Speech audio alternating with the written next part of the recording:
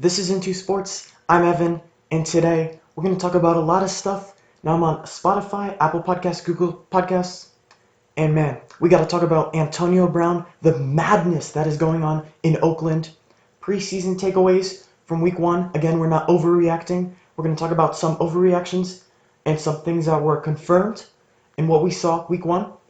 Dak declining a $30 million per year contract extension. We'll talk about that. And finally, Aaron Rodgers, Matt Lafleur, why that relationship will not work out. So let's start with Antonio Brown. Let me take you back to April of 2018. He threw furniture off the 14th floor and nearly hit a 2-year-old. I can't explain that, okay? Now let's go to week 17 of last season when he was a Pittsburgh Steeler. He leaves practice abruptly. He doesn't play in the week 17 season finale. And then he forces his way out, gets traded to Oakland.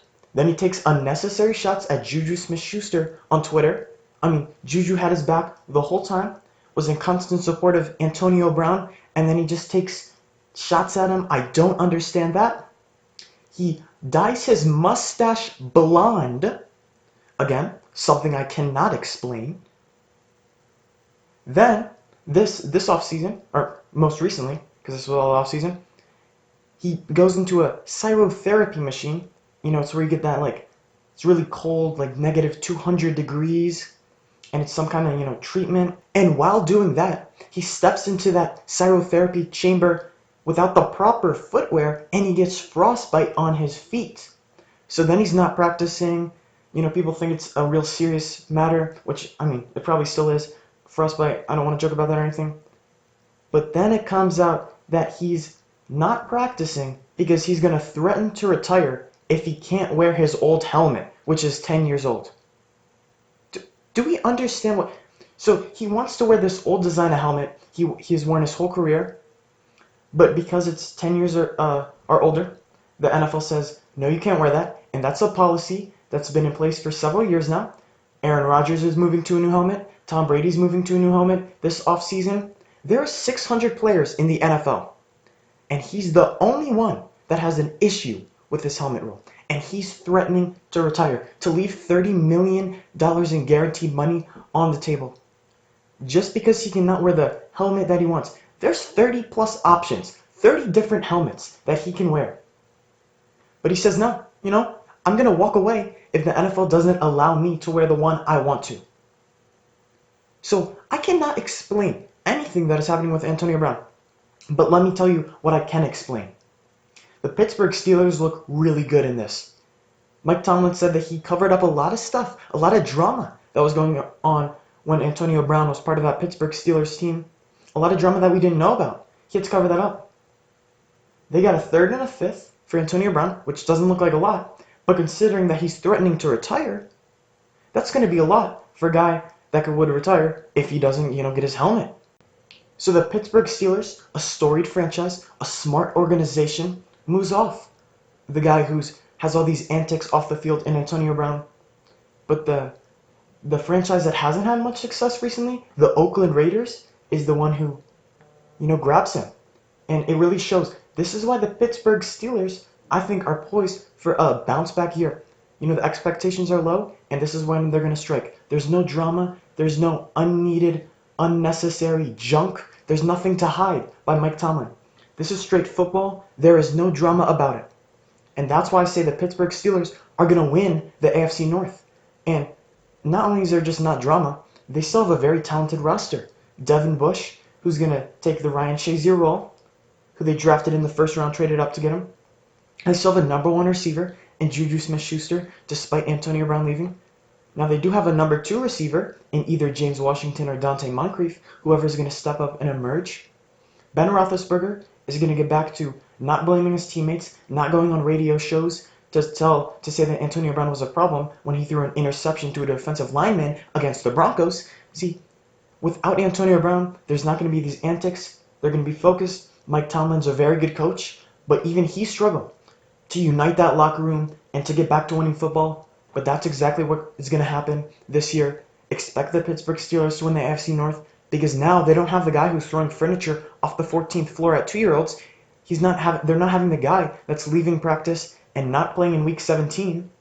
They're not having the guy who's dyeing his mustache blonde. They're not having the guy who takes shots at Juju Smith-Schuster on Twitter. They're not having the guy who gets frostbite on his feet because he doesn't wear proper footwear. And they are not having the guy who's going to retire if he can't get the helmet he wants. Man, oh man, do the Pittsburgh Steelers look good in this Antonio Brown drama. Alright, now we're going to go to my preseason takeaways after week 1. Now, it's the preseason. It's second, third stringers. Just like I said with the NBA Summer League, we don't want to overreact to what we see on one drive, in one quarter, in one game, in one half. But my 2 takeaways confirm thoughts that I already had about these players, about these franchises. And then I'll cover one overreaction that everyone's having from week 1 that should not be had. So number 1, my first takeaway, Kyler Murray's a stud, right? 6 for 7, 44 yards. And it's not about the stats. It's not about there was only one incompletion, and that was because the receiver stepped out of bounds before the throw. It's the way he moved around the pocket very comfortably. Didn't have to use his feet to scramble all over. He showed that he can stay in the pocket, but move in the pocket, move to the left, move to the right, step up, step out. His throws were very accurate, and they had a lot of zip and velocity on them. And the effortless throws on the run. Now, I think Kyler Murray is simply a better version of Pat Mahomes.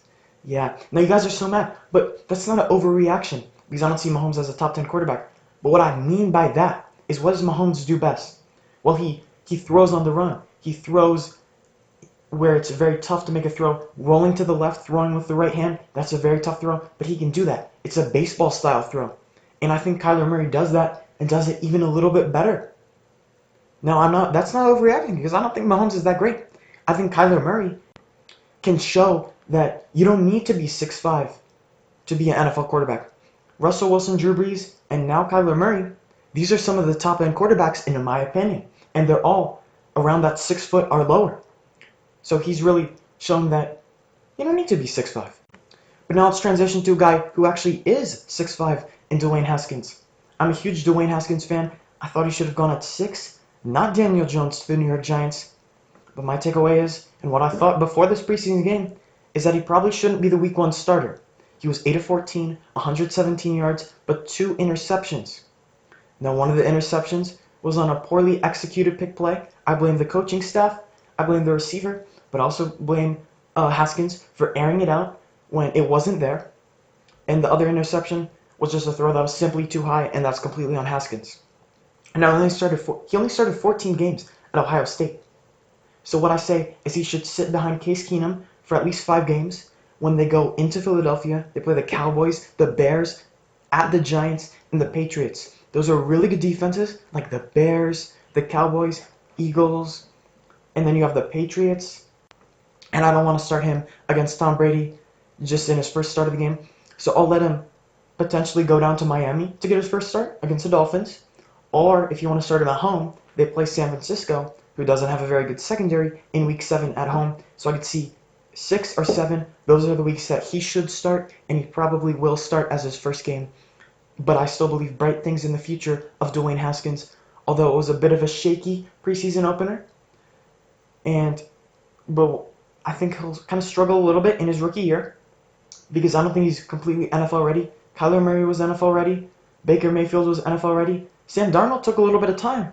He didn't have very good weeks until the last 3 weeks of the season. I see the same kind of thing for Dwayne Haskins. Those are my 2 takeaways, but let's go to the overreaction.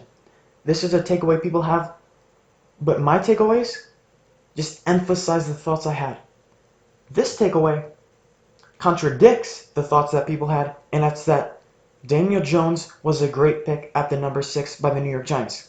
He was 5 for 5, 67 yards, a touchdown, and a perfect passer rating. And now people are saying, well, he should be the unquestioned starter. It was a genius move by Dave Gettleman to pick him over Dwayne Haskins, and that's simply false. He looked good, and I think he should start this year. Eli Manning was 101, 3 yards, and his only drive resulted in a 3-and-out. Eli Manning is washed, and no disrespect to a 2-time Super Bowl champion, but he's washed up. Daniel Jones should start later in this year, because just like Haskins, I don't think he's fully NFL ready, although he did go there, I believe, 3 or 4 years at Duke. But I still don't love the pick. Whatever you do against the second, third stringers, I don't take into account. That doesn't matter to me. That's not a takeaway I'm going to have unless it confirms the thoughts I already had, just like it did about Kyler Murray and Dwayne Haskins. So those are my preseason takeaways. Remember not to overreact to the preseason, especially week 1. Week 3, that's when a lot of starters are playing. That's the dress rehearsal. You can take a little bit more from week 2, week 3. Week 4 is just like week 1 again. So week 1, week 4, don't take a lot from them. All right, Dak Prescott declined a $30 million extension. I've made a YouTube video about why you don't pay Dak $30 million. And Jerry Jones did, but Dak said no.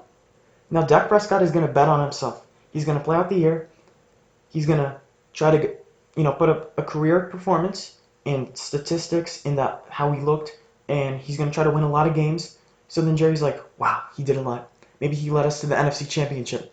We got to pay him those big bucks, and that's exactly what Dak's looking for.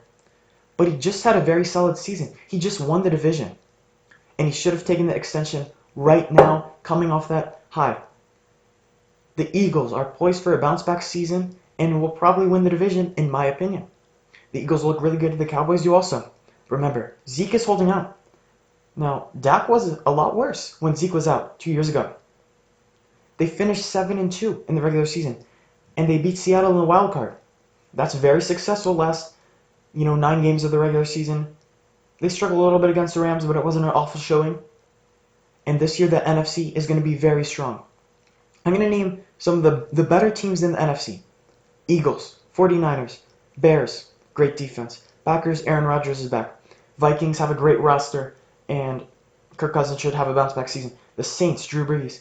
Falcons, Matt Ryan, they were really injured. That's why they stunk last year. The Panthers were really good when Cam Newton was healthy last year. The Rams, who made it to the Super Bowl, and the Seahawks, who made the playoffs last year. That's 11 teams, including Dallas. And only 6 make the playoffs. So 5 of those teams do not make the playoffs. There's a chance that Dallas is not in that playoff picture. And then if you're Dak and you don't make the playoffs and you just decline that $30 million a year extension, you're like, should have taken that, right? Yeah. So Dak is betting on his improvement, but I'm betting on regression. No Zeke Elliott right now. Finished 7-2. They just had an excellent season. So I think you should take the money right now. It's not going to be a lot more money, all right? Russell Wilson got about $35 million, and he's the highest paid quarterback. So if Dak wants to... There's only a $5 million differential from the top paid to Dak. So there's not a lot of room to improve, but there's a lot of room to regress if you don't make the playoffs, if you don't have a very good season, if Zeke holds out and your feathers are rattled and you're not as good. So if I'm Dak, you missed a big opportunity to take that $30+ million a year extension. All right, how about we get to the final segment for today? Aaron Rodgers and Matt Lafleur, the feud, I believe, is stirring right now in Green Bay. So Aaron Rodgers, this is what he had to say on special teams drills and joint practices, because they were with the Texans, and he did not have fond comments of the special teams drills they did. Quote unquote, I don't think doing live special teams drills is very smart. I think the PA is going to look at that, for sure. PA being Players Association. That's a direct shot at Matt Lafleur. By saying that's not very smart, you're basically calling your coach stupid. And is that what we want to see before you even take a snap in the regular season with your head coach? He already criticized Matt LaFleur's audible system. He wants more power at the line of scrimmage, but the way LaFleur does it, his quarterbacks don't really got a lot of power to change the play at the line. Now, Aaron Rodgers does not respect Matt LaFleur. Aaron Rodgers is 35. Matt LaFleur is 39. They say respect your elders. Well, LaFleur is not an elder to Aaron Rodgers. Bill Belichick is an elder to Tom Brady, right? Rodgers is an all-time great quarterback, a Super Bowl winner. Matt LaFleur is a first-time head coach. He hasn't had a ton of coaching success. Do we see? There's an imbalance of stature between Rodgers and LaFleur, the coach. And to have a successful relationship like Brady, Belichick, like Breeze, Sean Payton, that needs to be a balance. Tom Brady respects Bill Belichick. Drew Brees respects Sean Payton. Patrick Mahomes respects Andy Reid. Andrew Luck respects Frank Reich. Phillip Rivers respects Anthony Lynn. It's a coach-quarterback league. And if the quarterback does not respect the coach, this is not going to work out at all. And before taking a snap, one single snap, Rodgers hasn't even given Matt Lafleur a chance to see what that offense can do in an NFL game.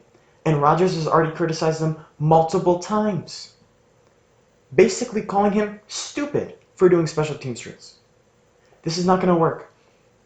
The Packers, they have a high ceiling, but a very low floor if this coach-quarterback relationship doesn't work out. And before I go, can I just say, subscribe on YouTube. Follow me on Spotify, Into Sports. I'm on Google Podcasts, soon to be Apple Podcasts. So make sure you check me out there. I hope you have a wonderful day. I'm Hero7, and I'm out. Peace.